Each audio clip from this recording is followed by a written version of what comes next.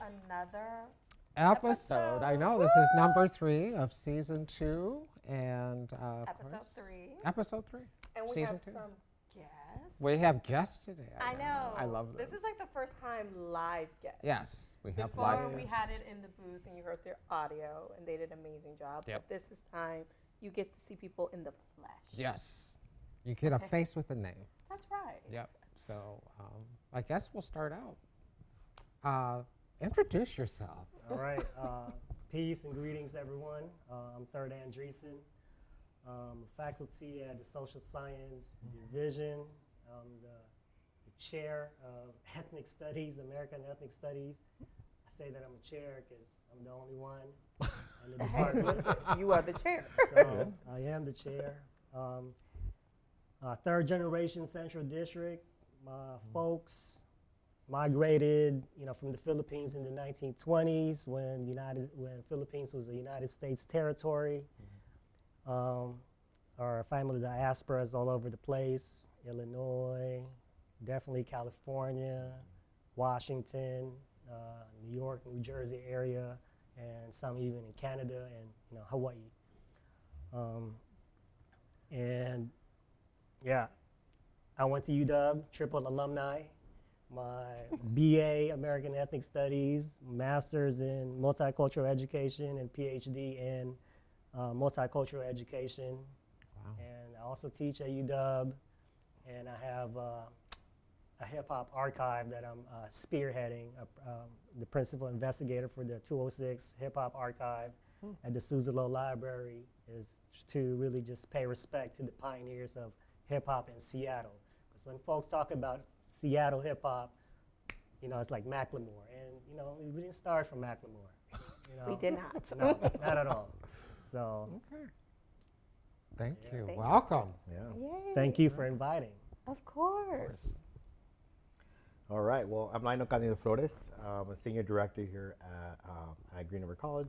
I support our transitional studies programming, so our ELL populations, our high school completion, youth engagement work, our IBES programming. So I'm fortunate to be serving what I say are the community, right? The community aspects of our college, right? So that's what keeps me motivated. That's what keeps me, going. That's what keeps me excited about the work. Is I feel like the programming within our division is extremely impactful.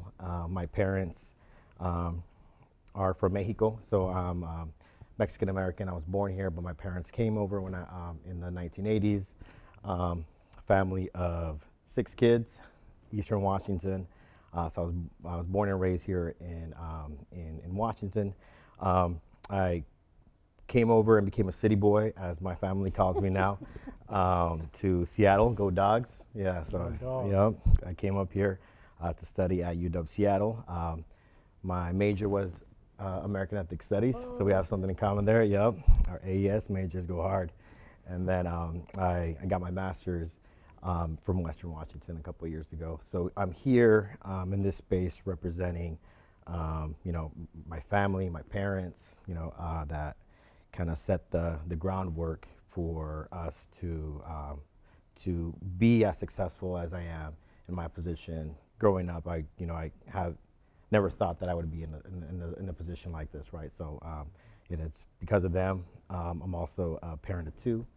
So Anali, Lionel, my wife, Ana Rosa, representing them as well. And then as hobbies and stuff, I also, I'm a board member for Folklore Mexicano Tonantzin. So we have about 35 to 50 young youth from Kent, Auburn area, all over Seattle, South Seattle as well, when we do Mexican folkloric dancing.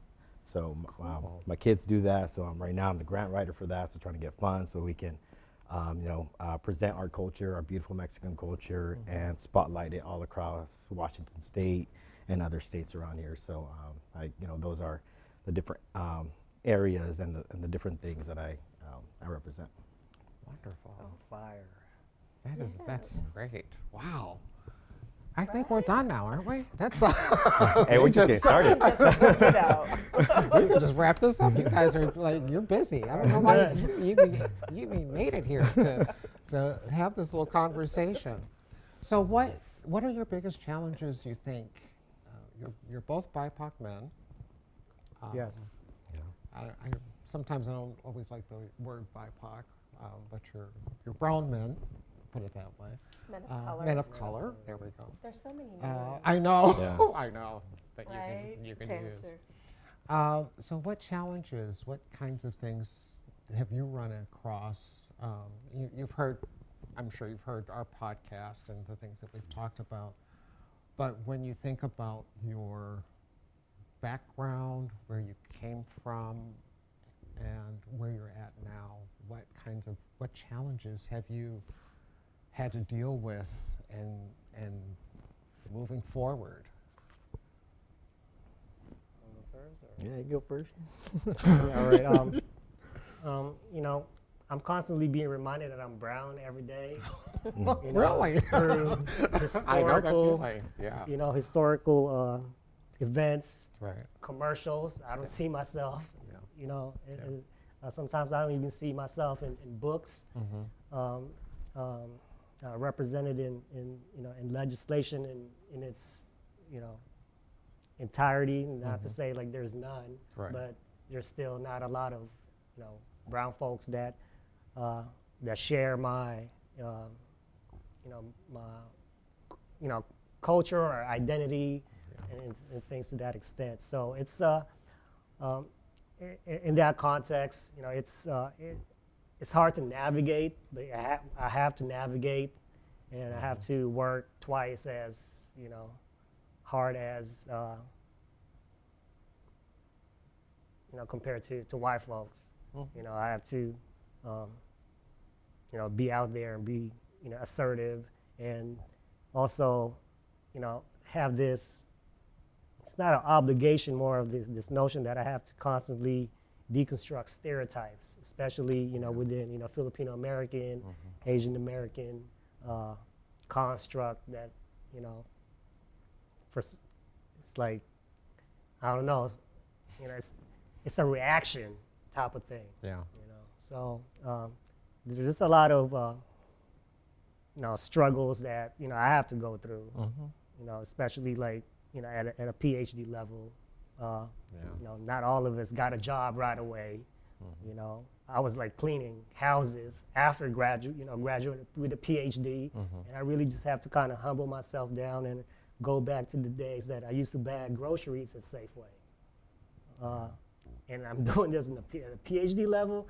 You know, it's you know, there's a lot of humbling experience and journey that I have to go through to get where I'm at, and I feel like, you know, there's more. Yeah. You know, this is not it. You know, there's more opportunities out there. So that's the, you know, it's frustrating, but at the same time, it's empowering. You know? Right. Lionel? Yeah, I think a lot of similar things. I think, so a little bit about my background. So I grew up in Eastern Washington. So I grew up, ever since I can walk, working, I was an agriculture worker. So, you know, 6, 7, 8 years old, I was out in the fields helping my parents pick asparagus, you know, cherry season, following the cherry season. So we were migrant workers. So we'd follow cherry season during the summer to Oregon, California, Idaho. Now, you know, those were my summers. We'd call them our camping days, right? We were going camping. We were camping out in the fields because we had to work. But so I always ground myself with that, in that, you know, with that work. So a lot of folks, you know, to some of the things that that Dr. Third was saying, you know, that we have to, you know, show up. We have to represent. We have to outwork everyone else. And, you know, everyone's all like, oh, you have a great work ethic. And I'm like, well, I just, once I have to, right, because I cannot, you know, just be complacent where I am, because then, you know, people will come after us, right? People will come after positions. People will start questioning, you know, why are you in these, you know, these leadership roles and stuff like that if you're not, you know, doing the work. So we just kind of have to outwork our, you know, our colleagues sometimes, right? To prove to them and to a part to ourselves, right, that, you know, that imposter syndrome, that we belong there, right? But I always go back to that young kid where it's all like, this isn't work for me, right? I mean, I can put my work ethic in front of everyone, and I'm almost positive I'm going to try to I'm going to outwork you, right? I might not be the smartest guy. I might not be knowing what I'm doing, but like I'm going to put in the work, right? But again, going to those things where you have to consistently just continue to push yourself, because you have to show people that you're in this position because you deserve it, right? It just wasn't because you were that minority hire, right? Or we were trying to diversify leadership, right? So putting, us brown men and women of color in these positions, we kind of just consistently have to, represent, show up, and outwork, everyone that is in these spaces. Yeah. I kind of touched on a little bit Third, or what you're talking about, like you say showing up, right, as a brown person, and the umbrella, I like to call it, as the Asian culture. We're gonna go a little there, I know, because we've talked in the past about it. That there's, in a sense, there's like hierarchy in a sense. Indeed. And I think also Lionel and the Latinx community, there's hierarchy also. So you're not just fighting against, let's say, white supremacists and white folks. You're also internalizing within culturally that people have grouped you all in, thinking that you're all together, when you're all like, nah, we don't really, play in the same sandbox and that. So how does that show up a lot? And then how do you guys as a community unite? Because at the end of the day, I always say, like, we talk about the Black community, especially with the African community too, that when you get pulled over, they're not gonna ask you, what country did you come from if you're African? They're gonna call you the N-word. They're gonna treat you the same. Yeah. So how does that also, how do you come as solidarity with that? It's interesting because one of our aunties, aunties in the community, before 1965, folks were, into, doing the civil rights work. And she said, man, the next morning we woke up, we're in Asians. And before that, we weren't in that category. So, a lot of this thing is like socially constructed. And, seems like, or it's really like anyone who's in a position of power, mainly white folks, get to decide which category you're going to be in. Yeah. At one point in time, South Asians weren't considered South Asians. They were part of, this white category. And the same thing with Arabs. And same thing with the Irish. Back then, the Irish weren't white. The Ashkenaz Jews weren't white. And for some reason, is this Anglo conformity is, so, it's just so powerful. It's like this hegemony that it's almost like you don't have a choice but to get in this category. And even within this category, whoever was close proximity to whiteness, gets to call a lot of shots, gets to get a lot of credit, and and that happened again in the Filipino American community. It was like the Filipino Americans that really saved Chinatown from gentrification, and you're not going to see us in those history books, but we know in the community like what we did when the United Farm Workers. Much respect to Cesar Chavez, Dolores Huertas, and all folks. They should get the credit. Man, Larry Idleong did that too. So, these are the things we're trying to, kind of like put up there to like, give credit where credit is due. And within, the Asian American community, is this, there's that culture of colorism. At first, it was supposed to be, a class thing. Like if you're like a little dark, you probably worked in the fields, and if you're lighter, you're probably just, in the house. And then European colonization came and just really just, remix that whole thing to a point where like, if you're brown, brown Asians or that type of like, perceived identity, man, you get, you get cut in line, you don't get talked, yeah, just a lot of things. And, one of the ways that, us as a community kind of handle it is like, what? There's an Asian American History Month. Let's make a Filipino American History Month. And it's always been like that, since maybe since 1521, you know, that the umbrella is so big that when you think of Asian Americans, who do you really think of? Chinese, Japanese, Koreans, if you're in a good day, Vietnamese perhaps, you know, on things like that. So we have to kind of make our, you know, our space, because the space that we're provided is not really a space. And it's kind of the same thing that happened at the Faculty of Color and Staff of Color conference. It was interesting because, you know, when we're going through these, what do you call that again? Affinity groups. Affinity groups. It's like organically, you know, like 4 or 5 or 6, 7 Filipinos like came together and asked the same question: where are we going?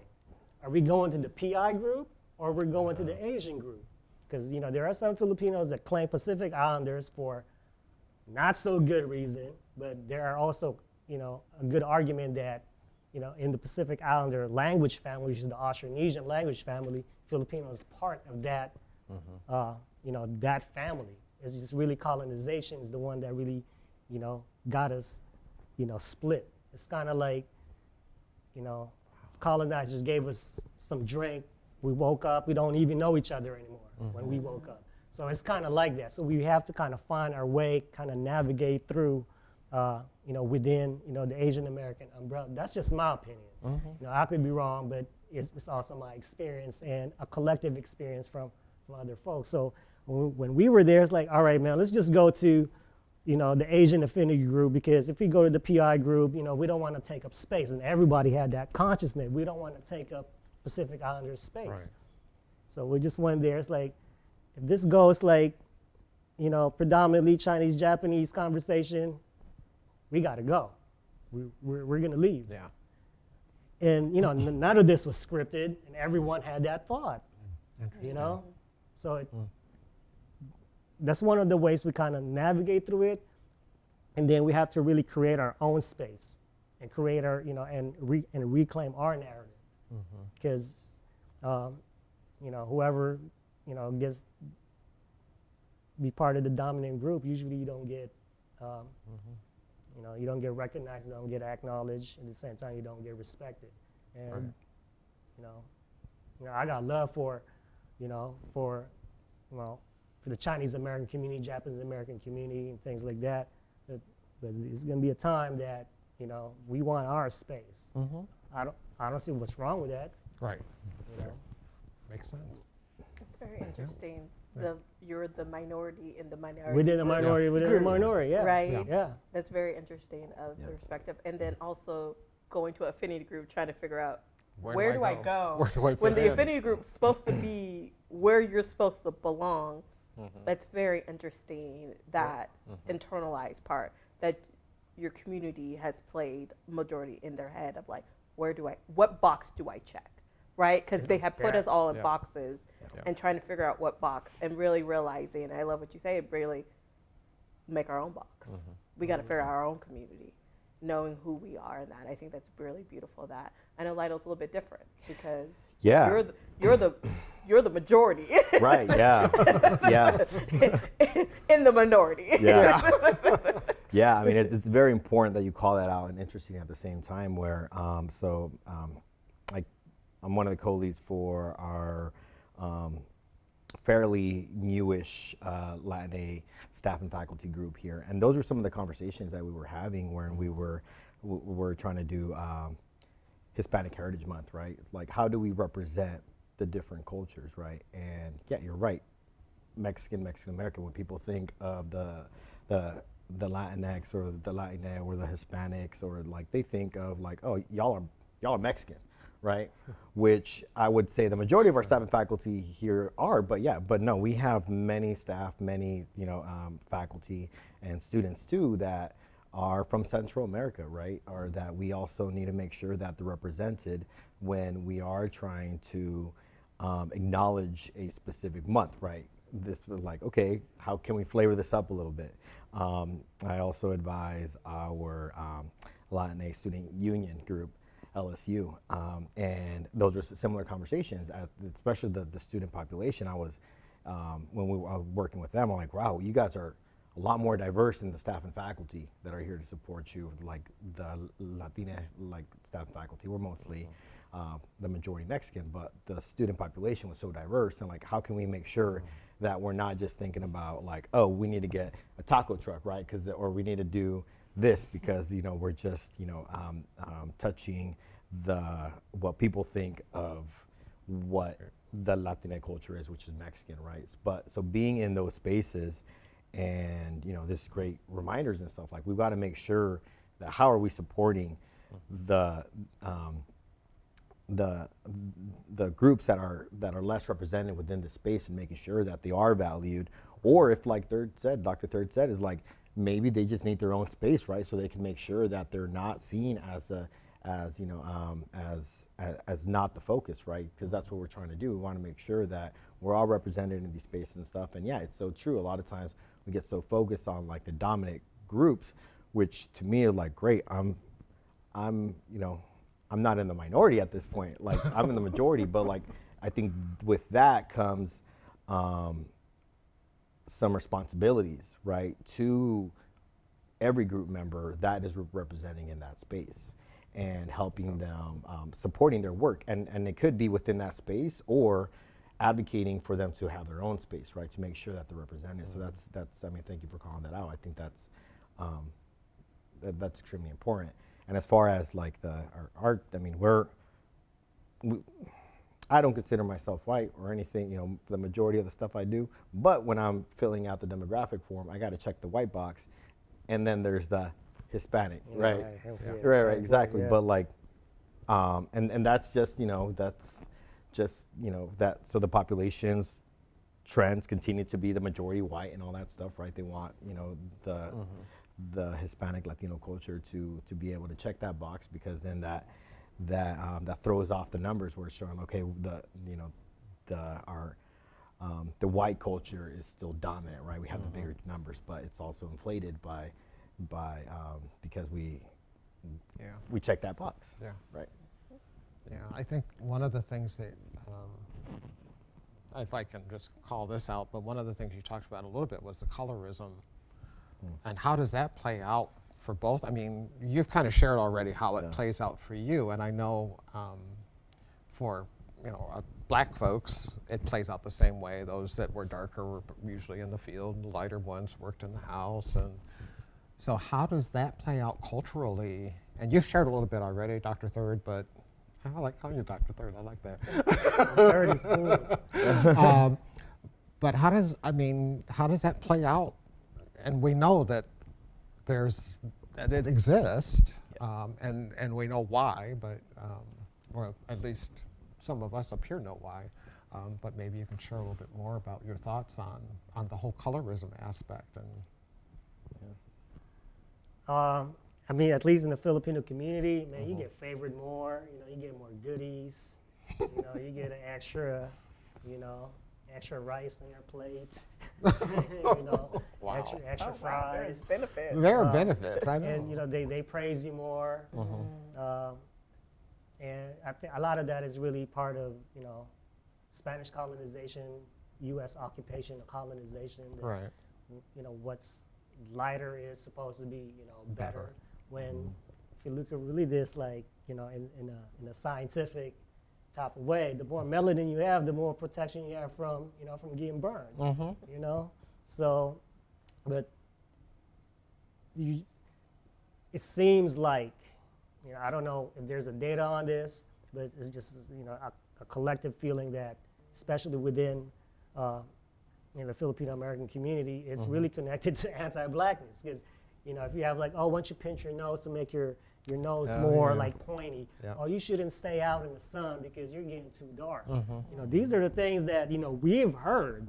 And this for this particular one, this has this is backed by data. Within the colonial mentality scale, and with that, that kind of implicates your identity, the way you perform in school, just your overall mental health.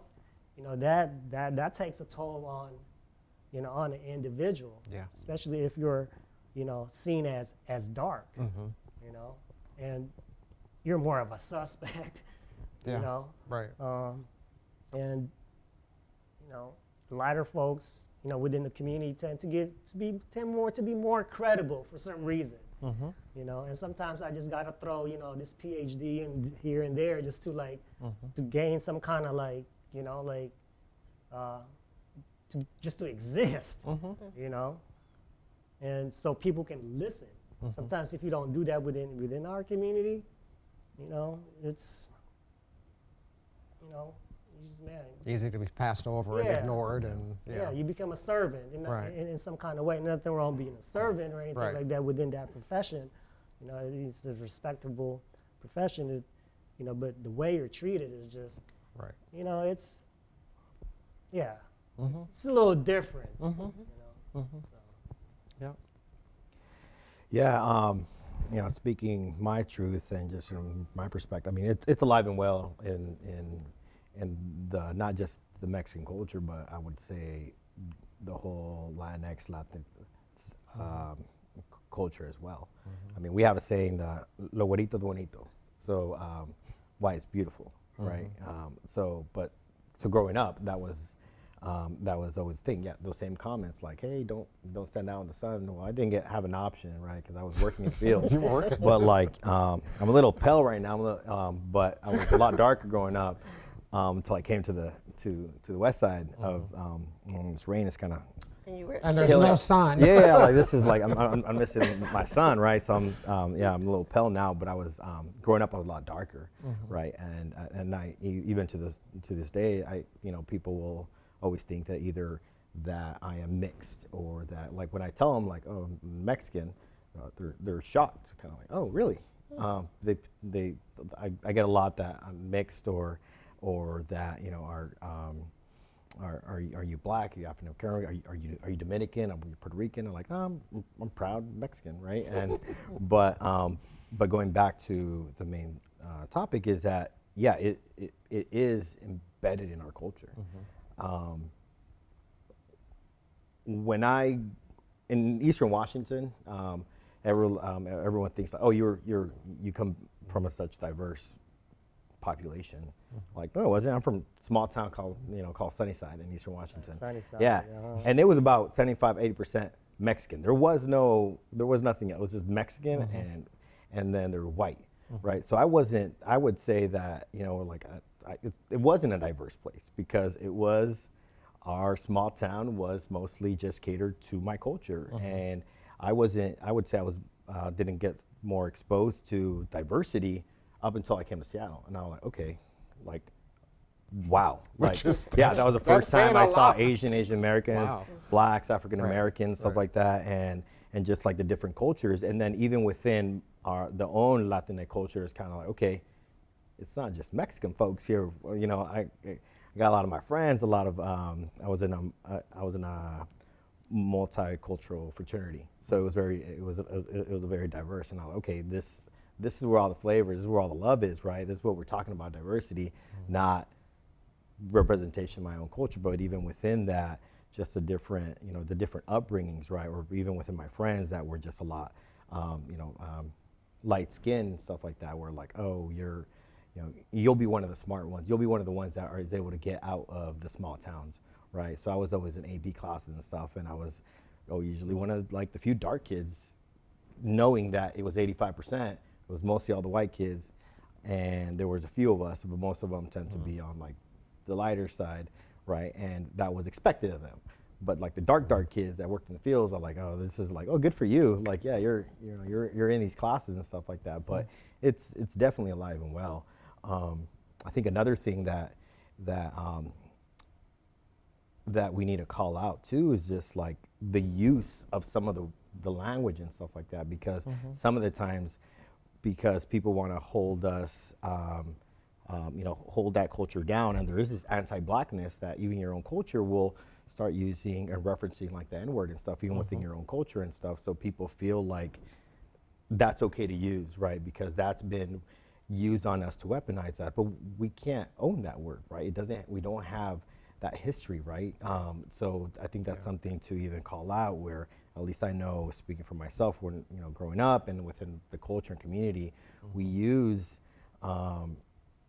the N-word and references to it and stuff within the culture, and that's something that I just had to unlearn. Where once I came to Seattle and was able to connect with friends and stuff, like, wait, why do I feel I can use that word? It's because it was used against me, so now I can like own it, but I can't, right? So just being able to make sure that while we're being represented and showing up and stuff like that, knowing some of the anti-blackness within our own community, that, and then also then just trying to represent some of the stuff and possibly take away some of that harm by using it ourselves or using it against other people. Yeah. Interesting. Very interesting. Yeah. Yeah. Perspective on like anti-black and colorism. Like it wasn't a perk in a sense. Like extra plate on the food No, in my I know. family. It's true. No. But there was favoritism in my family when it comes to colorism. Oh, yeah. Too, so I Oh, yeah. understand that. But I didn't get an extra scoop of food. I didn't either. I was I probably didn't It doesn't have to be extra rice. Yes, that's the You first know, thing that came out. I understand. I did not get an extra Maybe that's plate. internalized That's- oppression. Yeah, there you go. Or they got first in line, but it shows up in different ways, right? Of colorism, anything close to whiteness is beautiful, right? Is perfected. It's everything of what upholds white culture, and anything that is in between. I like to call brown people in between because there's black and then there's in between brown. That's why we were told, like, or Right. there's a lot of elders, like, when God made man, there's dark and there's white, and then there's you guys. You just really, like the Goldilocks, type of like narrative. Yeah. And that's, I've heard that, Wow. from well-meaning people, like elders, And again, I don't want this whole conversation to get co-opted by, some of the audience, because we are working within the context of the system of white supremacy. Yeah. Right. A lot of this is like Yes. learned. We've been conditioned. Even our condition has been conditioned. Yep. So I just want to be clear that, we have we have to kind of, take care of like in-house type of thing. Yeah. But at the same time, don't We get gotta it battle. twisted. This is Right. all, Yep. the manifestation and implication of the system of white supremacy. So Yeah. let's And just put it out you there. mentioned like before, right, that like Irish people were not considered white. So this is a train from white supremacists, right? So they took that in the beginning. Latinos were part of white culture, and then still is in some points, right? But I think it's them trying to grow numbers to make it seem and get us all confused, right, of who is the real enemy of this, right? And you're right, we have to do work on ourselves to move forward. We have to do the healing of whatever trauma that we face. And what we have to do is unlearn a lot of things.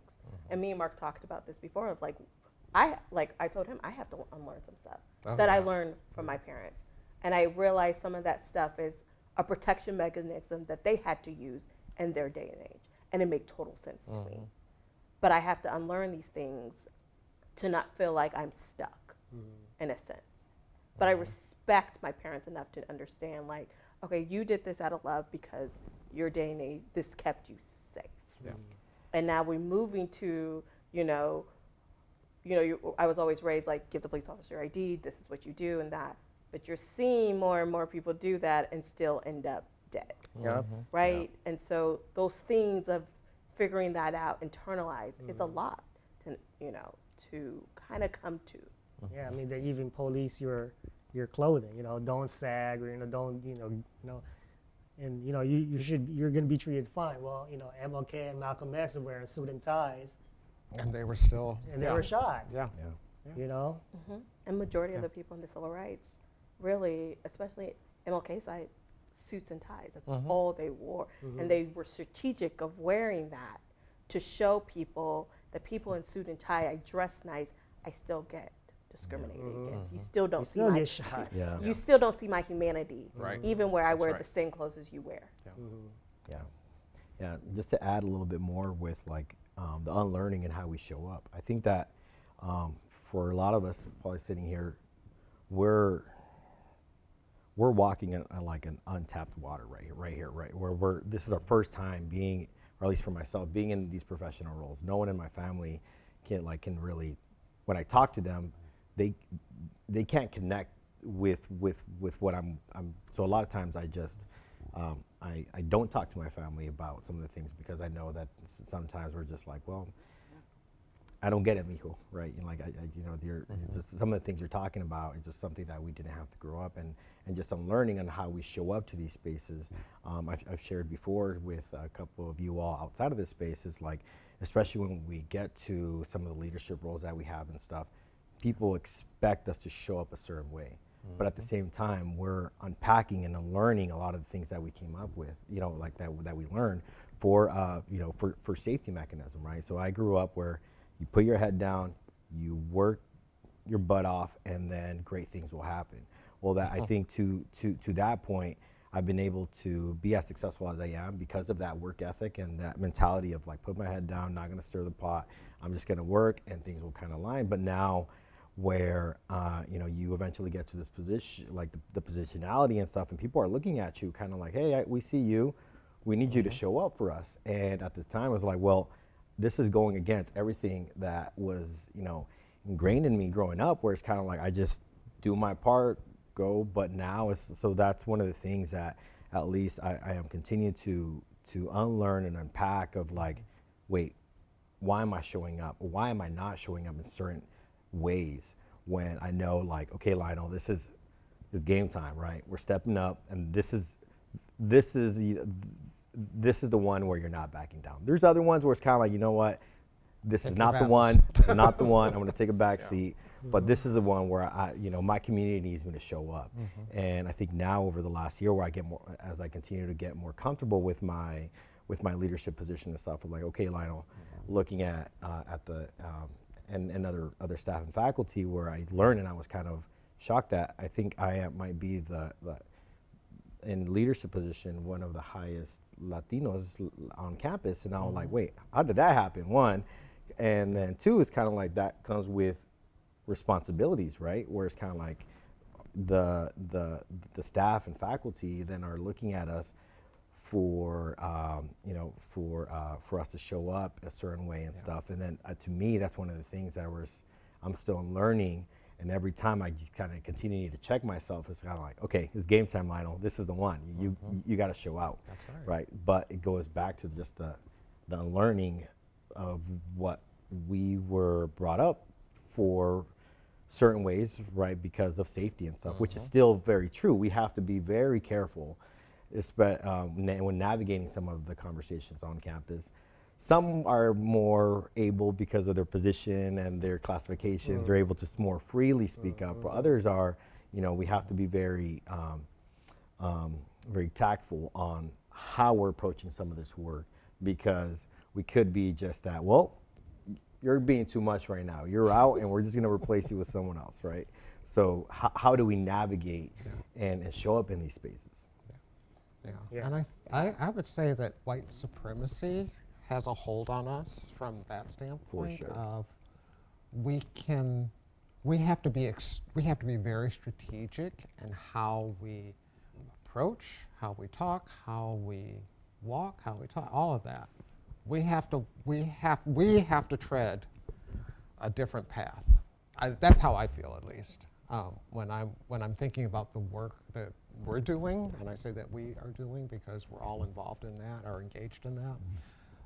We have to do it differently, I feel. And sometimes we're called to do it, and we shouldn't be, because they're the ones that should be doing the work. Yeah, especially on this campus. I mean, especially here, I have to be strategic when to just like go all out. Yeah. And everything has been calculated for me. Yeah. In the position that I have, being tenure, or it gives me a little bit more of like wiggle room to like say what I need to say. But when it comes down to it, when things hit the fan, I know I go back to Seattle. That's my community. If I'm being pushed against the wall, I say, I just have to say what I need to say, because that's the neighborhood, I grew up in. Right. We don't do discussions. We just, do what we need to do. Oftentimes it becomes very toxic, and perhaps that's also one of the survival mechanisms. Yeah. In order to survive, sometimes that toxicity is being used to get through what you have to go, to get by, and at the expense of others. It's not really sustainable. Right. But that's the reality for a lot of folks. So, all the times I've been here, it's like a constant battle. Since 2017, day one, fall quarter, I'm already like being tested. Yeah. I don't know if they hired the wrong person or the right person. But Let's say the right. Let's say the right It's the right. Yeah. so, and this is what a lot of folks from from my neighborhood has been kind of like, man, did they, they were like, oh man. Oh yeah. Yeah. So, at times it's like a joke, whatever, but there is some reality behind that, because Right. all of us has been through that. Especially like hiring the right person. And I've heard a lot of things, why I got hired and things like that, and I'm just gonna put that in the back burner have and to kind put of that, really yeah. just see if it manifests. But other than that, it's just it's a statement. that's all I can. It's a statement. Yeah, that's all I can. Yeah. Yeah. Yeah. Oh no, I got you. I know We what you're saying. I know what we you're saying. understand what you're saying. Okay. We got that. We get those cues. We get the Yes. cue. And Okay, isn't it- they. Yeah, and I think at this Good point, point. Good point. I think at this point we're talking in codes now. We are, we are. This is where like slang comes from, so the Exactly, FBI don't exactly. follow our tracks. Right. So we have to make up words to to make sure we communicate in a way that. So let's do this. Sorry. Anybody who does not wait, let's do it this way. Everybody who understands what we're talking about, send an email to me or Amanda. Let's do it that way. If you know what we're talking about, just say yep. Follow us on Instagram. There you go. Follow them on Instagram. Follow all of us on Instagram. But isn't I it don't beautiful, like accept everything. the fact that we all work here and we understand the coded language. Like we all That know, was- look, we're sitting right? We there, all yeah. we get each other as a community. Yes, Right. we're all in separate communities, but we get that. We get it. It's just nonverbal. the eye contact. Yes. Like, The eye I already contact. kinda know what you're saying. We already knew. Yeah, like, Just that. I know. Yeah. Yeah. Like, oh, Yeah. yeah, we Yeah. get you. Yeah. And it's beautiful funny, that even in the midst of the struggles that we deal with at Green River, Yeah. there's communities outside of your community here that are here to support and rally around and understand and get you. Yeah. When sometimes you get frustrated with your community or you get frustrated with the white culture here, or just period the institution of how they structure this, that you knew it was never for you and never was by you, but you made it because those buildings were made by us, but it wasn't for you, right? You get that institution structure, but it's beautiful that we as a community can look at each other and say, we see you, we The hear land you. of the Muckleshoot. Right. Where In the this is land of like the a Muckleshoot. seated, Yeah. right? this camp wasn't even supposed to be here, Mhm. and it's that settler colonialism and at its finest, Yep. Yeah. and fortunately I participate in that too just by being here, so. Yep. That's true. Yeah, and that's the thing we can't forget. I mean, it's just the love and the support of the communities we have here, right? I mean, we stand on everyone else's shoulders, right? To start off with, just our Black and African American history, right? We stand on it, like you said. It wasn't just specific folks. It's like, hey, there was people doing this type of work in all the communities, right? And we're just kind of supporting and standing on everyone's shoulders. So, and that's what we do here. I mean, with some of the work that we're trying to do as in the Lionel Caucus, I mean, we're we're using that model and we're standing on the shoulders of the Black Caucus and the great work that they've been doing, right? And similar to, I know the other different caucuses that are then, you know, coming into play now, right? And not falling into that trap where it's kind of like you kind of just have to outdo each other. Like, no, it's all love here and we need to support each other. That's right. It's not the white culture. That's what they want, right? They want us to like, oh no, you know, you're doing that work, but you know, you have to be anti-Black, you know, to enable to position yourself to be able to do that work. Like, no, we have to honor and respect the work that the different communities are doing. And why does it make sense that we need to hit a reset and do that work within us? Like, why can't we just, okay, this is where you left off, and a lot of that work represents some of the same struggles and supports that we're needing. Hand off that baton, and we'll take it from here, fam, and you'll see how far we can do it, and then hey, we'll continue to pass that on. Yeah. Aside from position ourselves and not seeing and honoring the work that other groups have done to get my group, our group, in the supports and the positionality that we are in now. I just want to add to that, you know, if it wasn't for the you know, civil rights movement that's led by Black folks, you know, it's really before the 60s, really. I mean, you really got to look at it from, you know, this holistically. If it wasn't for that movement, you know, there's a lot of Asian Americans won't be here, you know, full stop. Yeah. And yet, you know, we got, you know, the community is anti-Black, you know, as a collective, whether they, you know, folks support it or not, you know, it's, you're caught up with it. And, you know, within the Filipino American community, it really boggles me because a lot of indigenous folks in the Philippines are Black, you know, indigenously, like, and yet there's a lot of anti-Blackness. So I'm like, okay, so are we anti-self in some kind of way? Because if our indigenous folks, our ancestors, you know, are Black, then does that mean that you're anti-self in a lot of ways? But, you know, a lot of us don't really see ourselves as like, you know, have that type of, you know, that ancestry line to a point where like we're denying, oh, they're not really Black, they're, you know, from Australia. Like, what? Wow. You know, where if you follow the outer Africa theory, where's everybody at? Where did everyone really originated from? You know, if you follow that, you know, that theory, and you know, it's yeah, within the Asian American community, it's really bad. I mean, we all kind of know about this, man. I mean, you know, it doesn't have to start with George Floyd. Right. You know, it doesn't have to start with, you know, Latasha Harlins. You know, it goes way back. Yeah. You know, because somebody said, at least you're not Black, and folks bought it. Yeah. You know, especially within that model minority myth, it's actually, you know, a device to put a wedge between, you know, other communities to, you know, to discredit the civil rights movement. So they have to put a minority in there, and, you know, and post 1965 Asian Americans, a lot of them have degrees, and like, oh, look, they're successful. You know, they were just quiet. You know, they're just Americans. Well, you know what? Japanese Americans were so American that they ended up in an internment camp. Yeah. So, yeah, and that's something within the Asian American community, you know, we really have to kind of talk about this. I mean, within the Filipino American community as well. I'm gonna just focus on the Filipino American community because, you know, at least I have that, you know, control some kind of way that I can't with the other, you know. Right. Okay. Thank you. Well, thank you both.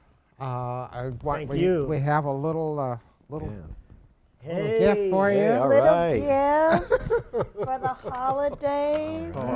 Ooh, see. I was looking at cup. Look at you. Oh, there you go. Nice. Look at that. It's official now. You It's are official. official. You are official. Yeah. Thank you guys so much Yeah. for sharing and spending time with me and Mark and really discussing your guys' experiences, how you show up as men of color in America. And we greatly appreciate you guys taking time. So thank you so much. Thank you. Thank you. Thank you. Thank you. Appreciate you. Thank you for having us. Yeah. Award-winning podcast. Award-winning. Yeah. Award-winning. We have to be here, right? Yeah, hopefully, you know, hopefully it triggers a lot of people. Yeah. Sure it will.